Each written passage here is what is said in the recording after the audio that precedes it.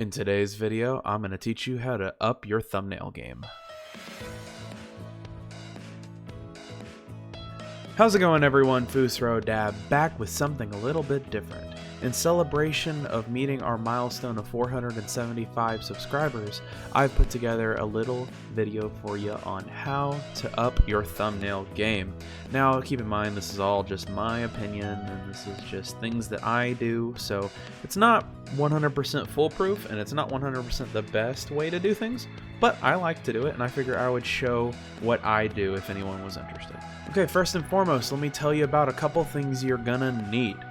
You need to find a website, any kind of website that has fonts to download.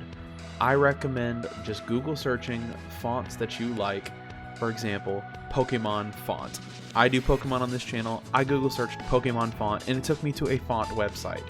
I looked at the similar fonts to the Pokemon font and I found fonts that really spoke to me. I also asked a couple fellow YouTubers what they did. I have a couple that you can Google search if you like them and you want to use them.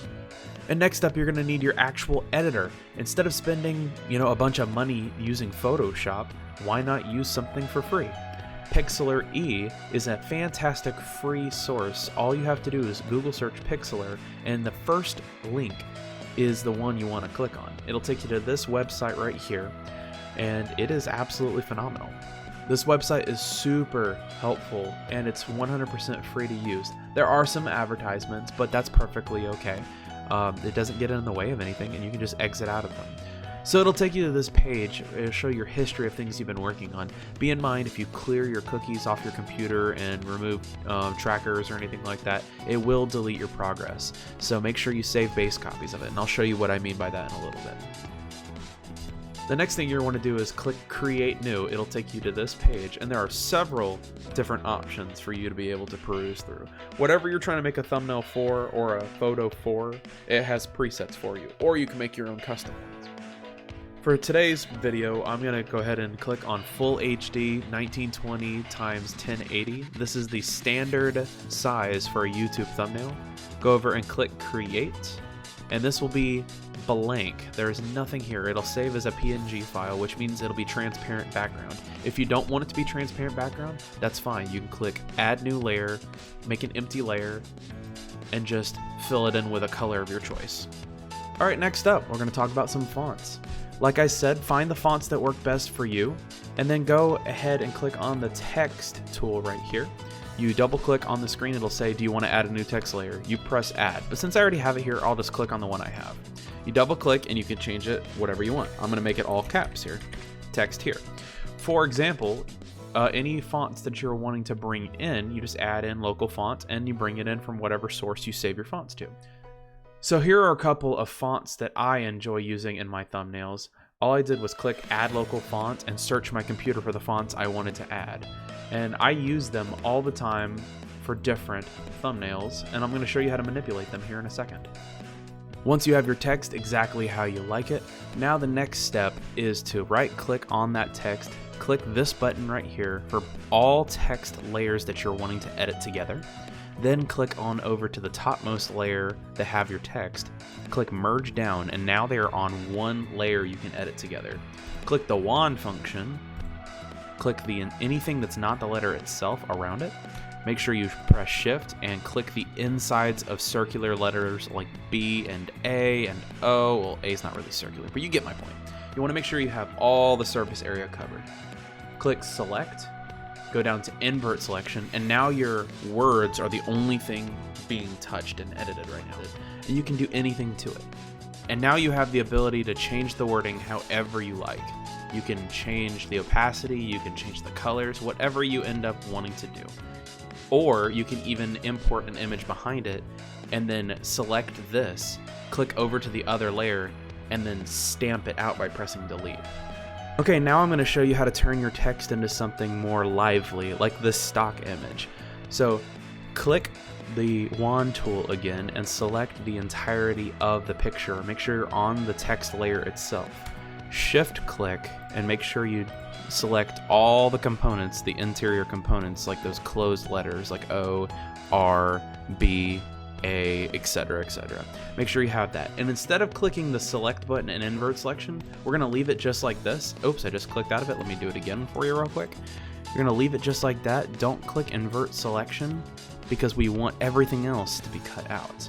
Switch over to the image layer to have your stock image or any kind of image you want and press delete.